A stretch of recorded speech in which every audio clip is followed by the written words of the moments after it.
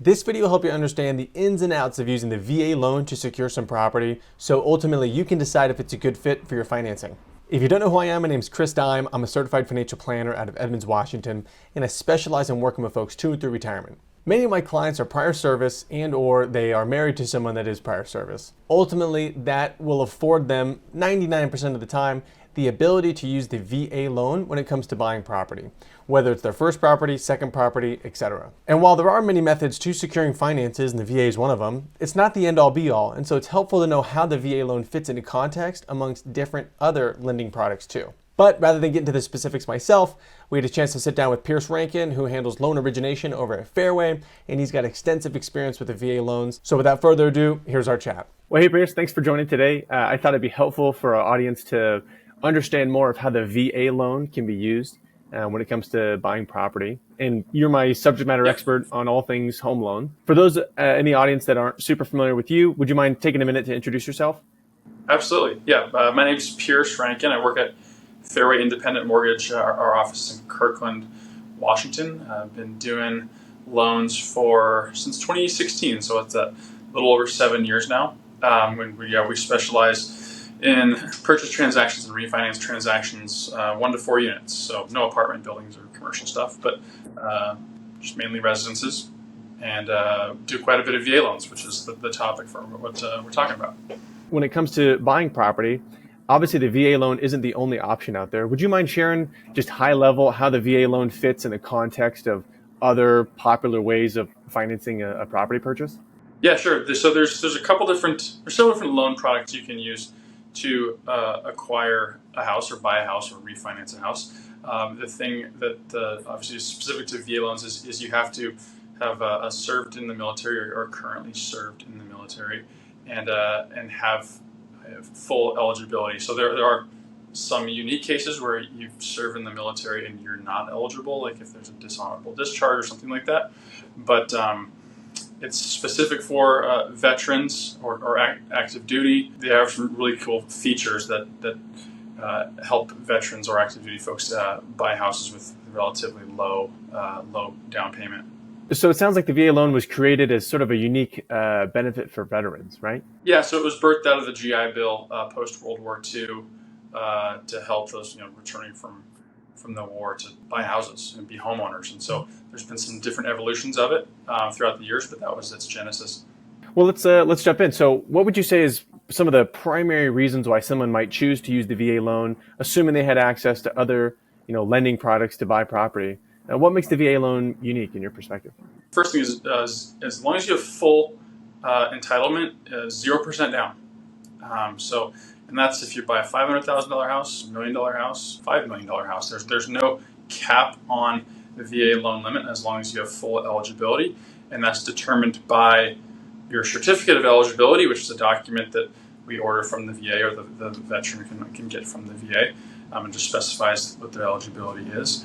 The other nice thing about the VA loan is with 0% down, there is no monthly mortgage insurance, where other loan products, where if you're putting less than 20% down, you have a monthly mortgage insurance, which is essentially just interest. It's another cost you pay, and you see in the line item on your monthly mortgage statement, paying a couple $100 in mortgage insurance, which certainly can add up. The one thing that may or may not apply, it depends on the borrower or the veteran, is the VA loan does have an upfront funding fee that gets rolled into the loan, and that fee ranges anywhere from 1.25% to 3.3%, depending on whether or not it's your first time use, meaning you've never used a VA loan before, or whether or not you're actually bringing some money. Hey, we're actually going to put 5% down. That's the choice of the borrower to do that. So there is a funding fee to be aware of. But if the veteran has 10% or more disability from the VA, then that's waived. So there is no funding fee. The least expensive loan to get in the industry is a VA loan and the veteran has more than 10% disability, because there's no funding fee. Bottom line recommendation is to not leave the military until you're at least 10% VA disability qualified, if that's what I'm hearing you recommend. Well, maybe so.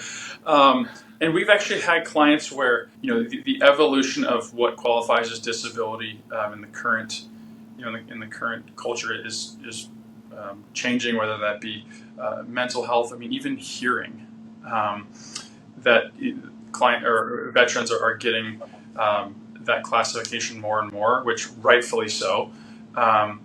And we've actually had clients where they didn't have the disability rating when they were buying the house, and they applied with the VA for the disability rating before the loan closed.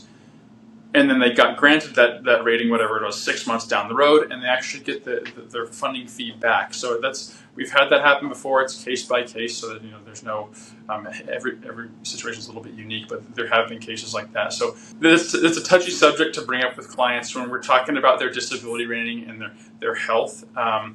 And so we at least ask the question of, have you inquired with the VA about the disability rating and what you may or may not be eligible for? So. Yeah, because a lot of times there can be a stigma around somebody not wanting to qualify for disability, and then nowadays it sounds like that stigma is getting reduced, and obviously there's not only just financial benefits from it, but it sounds like indirectly in the VA loan, things were lobbied for so that the rules say if you're 10% or more disabled, there's no fee in that regard. Yeah, and I mean, like I said, for first-time use, it's 2.15% with 0% down. So if you're buying a $500,000 home, that's over $10,000 that gets rolled into your loan, which that's real money. So it's something that at least should be explored by every veteran. So you mentioned that fee can change based on how much someone is submitting for a down payment. Is it fair to understand that the more they submit as a down payment, the smaller that fee is? Yeah, that's a good summation. It's tiered. Less than 5%, 5% to 9.9%, and then 10% or more. So there's kind of those tiers: 0% down, 5% down, 10% down. And once you put over 10% down, that's the lowest tier. And again, it's 1.25% is the funding fee if you're putting 10% or more down. And we have several clients that are veterans that choose to put money down because they've just sold a house, so they have a chunk of money, and they want to lower their payment. They want to borrow less money. That's not uncommon. So obviously there's more options out there than just the VA loan. We'll touch on how to maybe strategize with successive VA loans in just a quick second. But could you share when it might make sense to for sure do the VA loan, and when maybe in a hypothetical situation, if someone has access to more than just the VA loan, when they would not want to use the VA loan? If you're putting really more than 20% down, you're making that choice. In some cases, another loan product like a conventional loan might offer a lower interest rate, where you're going, hey, I'm already putting, let's say, 25% down.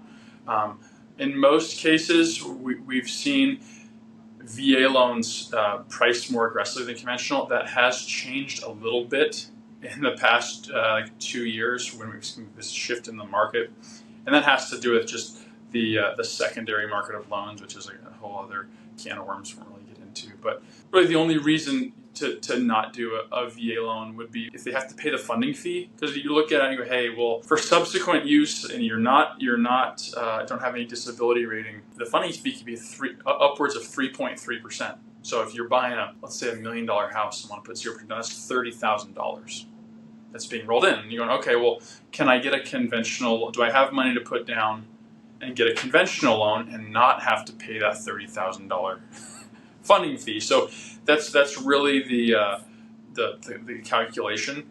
But that's typically when the veteran has the option of, I have more money to put down, that really ever comes into play. So typically the VA loan, 95% of the time, when you have the option to get a VA loan, that's probably going to be the best option. Yeah, so if I'm hearing you correctly, most of the time it makes sense to use the VA loan, capitalize on that low down payment, even if there is a fee. But if you do have a large down payment available, and let's say this particular person's super uncomfortable with debt and they lose sleep and they want to put more down, that's when they might want to entertain maybe some other options. Yeah, yep, absolutely. And given the current rate environment, 2020, 2021 rates were super low. We were seeing a lot of folks play. And as you can attest to, I'll just keep my money invested because I'm earning a better return on the rate I'm paying on the loan. Now with rates in mid, high sevens, low eights, depending on your credit score, it's, there's more of a conversation there. Totally, yeah. Very different when capital markets on average are getting 10% and you're borrowing at 3%, if not less. Exactly. Different arbitrage. How's that for a big word? So You hear the stories where people have set up multiple VA loans. Can you touch on the legality of that? Is it permitted to have more than one VA loan at any one time? Or do you always have to refinance, let's say, your previous loan to a different loan if you're going to use the VA loan to buy your next piece of property? Sure. First thing, VA loans are for primary residences only. So you can't use a VA loan to buy an investment property.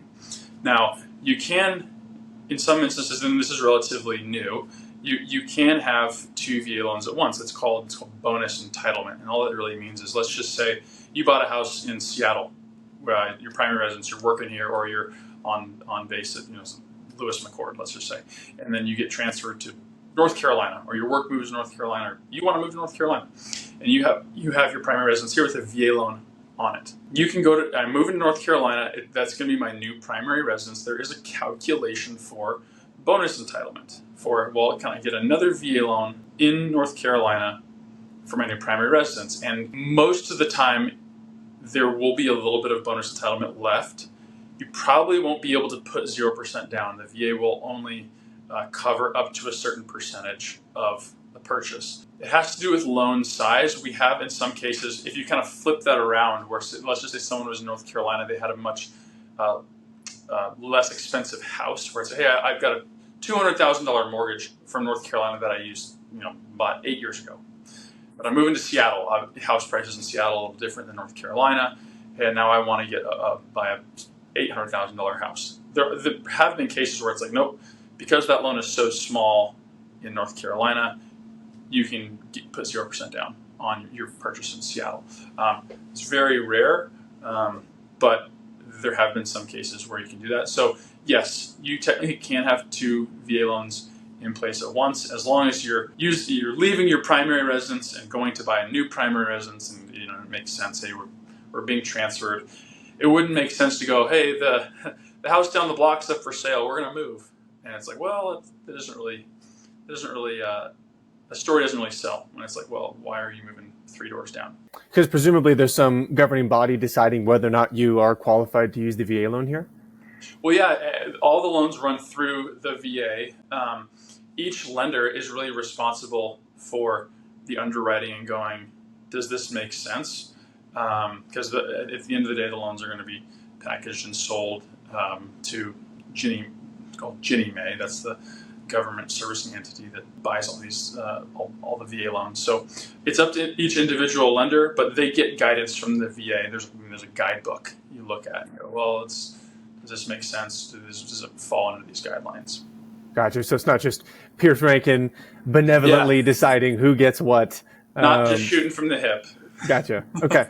So theoretically, someone could buy a successive piece of property as they're expecting a new duty station or assignment, and they can have another VA loan there, theoretically. Yep. But more often than not, there's going to be just some limit on how juicy of lack of down payment they're allowed to put forth on the next piece of property. Sure. Am I understanding that? Yep. And just come to other scenarios when rates were lower, we had clients that bought with a VA loan, rates dropped, and equity went up, which happened a lot, 2017, 18, 19, 20, increase in equity and going, hey, I bought 0% down in 2018, it's now 2021, I've got 25% equity now and rates are lower. They refinanced out of the VA loan into a conventional loan, which frees up their full entitlement, where it's like, hey, this isn't our forever home. We're going to start having kids, or we're going to retire, and we're only going to be in this house for 10 more years, let's say. So we want to free up our VA entitlement to go, and then when we do step up or step down, whatever that is, we want to have our full entitlement available. And so that's just we track the market and only recommend that when it's like, hey, you got a VA loan at 5% and now conventional loans at 4%. We'd love to see those rates again, but in that scenario, to free up the VA entitlement for the next purchase. So that's good news to know that if someone is going to plan to use the VA loan again and rates go down, they could refinance and then use the VA loan again and rinse and repeat. Yep. You mentioned earlier in the video, and this was new information to me, that there are no caps on VA loan like borrowing limits. Can you touch on maybe why someone might have thought that there are caps, or are there caps based on the county that somebody's in? Well, there used to be. The VA used to follow conventional lending guidelines in terms of county limits on loan amounts, and so they capped. If you went over those county limits, they would only lend up to a certain percentage over that, which the current the conventional loan limits nationally just went up from they're going to be 750,000 nationally in some higher cost areas like Pierce County, Snohomish County, and King County. It'll be upwards of about $1 million for a conventional loan. We don't have the exact number yet from the Housing Authority, but we'll get that here in the next few weeks. But it used to be a certain percentage over the conventional limit. That went away somewhat recently. So those thoughts or beliefs that there was, because there used to be those caps, and now those are gone. Now, the veteran still has to qualify for the loan, so it's just because a $2 million loan amount may be available, you still have to have the income to qualify and have the right debt ratios and things like that. So as opposed to all the E1s getting brand new Camaros at 20% interest rates, they will not be able to do that with property. They'll still need to qualify, income to debt ratio, all that good stuff. Yes, correct. Gotcha. Correct. But theoretically, let's say a veteran, they got out and they built a business and now they're making tons of money. They have a great financial profile. Sky's the limit on how much they could VA lend, correct? Yep. We helped a client recently. They were both veterans, husband and wife. They both made really good money, and they bought, it was a $1.7 million house in actually Portland with no money down. Wow. Yeah. Pretty powerful stuff. Okay. Yep. And then I guess you mentioned this, so just to clarify for the audience, both spouses do not need to be veterans, just one of the two spouses? Yeah, just one. Yep. Gotcha. Yep. Cool. So I guess I've heard kind of through the grapevine things like concessions and whatnot. Can you explain what that looks like for VA loans? Yeah. Every loan product, VA or conventional or FHA, allow for a certain amount of concessions from the seller, which means the seller giving the buyer a credit to cover some upfront costs. The VA loan is unique in that it will allow the seller to cover closing costs, cost to buy down your interest rate, but even to pay off debt to qualify. So if a client has, hey, I've got a credit cards or student loans or a car payment that's precluding me from qualifying for this loan, you can use seller concessions or seller credit to pay those off, which is super unique. Like for example, if you're buying something we're going to make an offer on this house for $600,000, and we're going to ask for $20,000 from the seller at closing. You can divvy that $20,000 up to, hey, we're going to use 10 grand of it to cover closing costs, and we have an extra $10,000, assuming the veteran has $10,000 worth of consumer debt, credit cards, car payments, whatever it is. You can allocate those funds to pay those off, which is, especially in today's world where consumer debt and credit card debt just went over $1 trillion for the first time in history. So that's super impactful and something that we've seen more and more as we're talking with agents. Say we can use this, so if we can get it, that'd be awesome. Yeah, especially like you think about variable interest rates that someone might have gotten into a piece of debt with a few years ago, and now that variable interest rate has doubled or tripled. It could absolutely be powerful to get some concessions and pay that off. Absolutely, yeah. Credit cards are over 20%. Those pile up quickly, and we see that a lot. We look at credit reports daily, and it's like, man, consumer debt is just, it's like a snowball. It's just getting bigger and bigger. Sure. Yeah, a veteran with credit card debt or a car loan debt. I've never heard of that before. So nope. I don't know how valuable that'll be. So, I appreciate you sharing that. So I guess for the audience to clarify, if they're scrolling TikTok or Reels and they see, hey, I use the VA loan to buy all my investment properties every year moving forward, just to confirm, that is 100% mortgage fraud, correct? Yeah, the spirit of the VA loan is not to amass a real estate empire. It's to help active duty and veterans buy a home to live in. And so there's things that preclude you in the guidelines from saying, I'm going to buy 5 homes, build this investment portfolio of real estate via the VA loan. Now, can they buy it with a VA loan, refinance it to conventional, then use the VA loan again to go new primary residence, refinance it conventional, live in it for 1 to 2 years. Yeah, I mean, it can be done that way, but it's never like I'm using my VA loan once every 6 months to go buy houses. Gotcha. Well, I appreciate you clarifying that. My gut's always like, hey, this sounds pretty illegal. And I think normally if your gut says something's illegal, it probably is. Yeah, it probably is. Too good to be true usually is. Yeah. Awesome. Well, I appreciate that, Pierce. Thanks. Yeah. Well, as we wrap up, is there anything else you want to share on the VA loan or things people should know? No, I would say given the current state of the market, we have been seeing those seller concessions more and more because of interest rates have gone up, buyer demand has gone down. We're seeing houses sit for a little bit longer in certain areas, and so those concessions to help severely buy down the interest rate, pay off consumer debt, has been super impactful for borrowers. So don't let kind of the headlines of terrible time to buy, rates are up. If you're looking for a house, and we get this question often, when's the right time to buy? And that's so unique to every person, right? It's like, well, it depends. What's your situation? What's your family, family life like? Are you being moved for a job? All those different things. Reach out to me, or if you know a lender, reach out and get your ducks in a row. Get your pre-approval done. Get some hard data on what can I afford. What will my payments be? Don't let the news headlines preclude you from at least getting the information to buy houses if that's your desire. Rates are cyclical. Rates are high right now. At some point they will come down because they always come down. And it's just buyers have more power now than they've had in the last, 6-7 years as far as negotiating with a seller. So lots of unique things to be done. Yeah, I'm reminded analogously to the classic stock market investment. When's the best time to buy? When prices look high or when prices are low? Well, when prices are low, at that point, a lot of other people are going to want to be buying property too. So now you're going to be in a much higher competition. You're going to pay a lot more.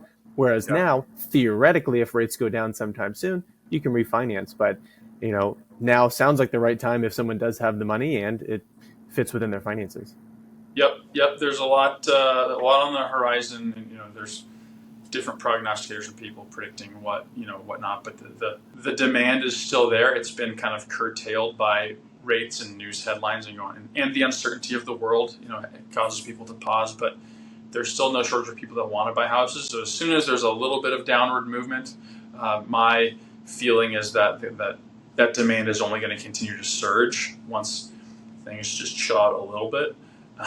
Might be a few months before that happens, but as just simple economics, the more demand, that's just going to drive prices up. So if you can secure a good deal on a house at where rates are at and wait for the rates to come down and ideally take advantage of a refinance, then that would put you in a really good spot long term.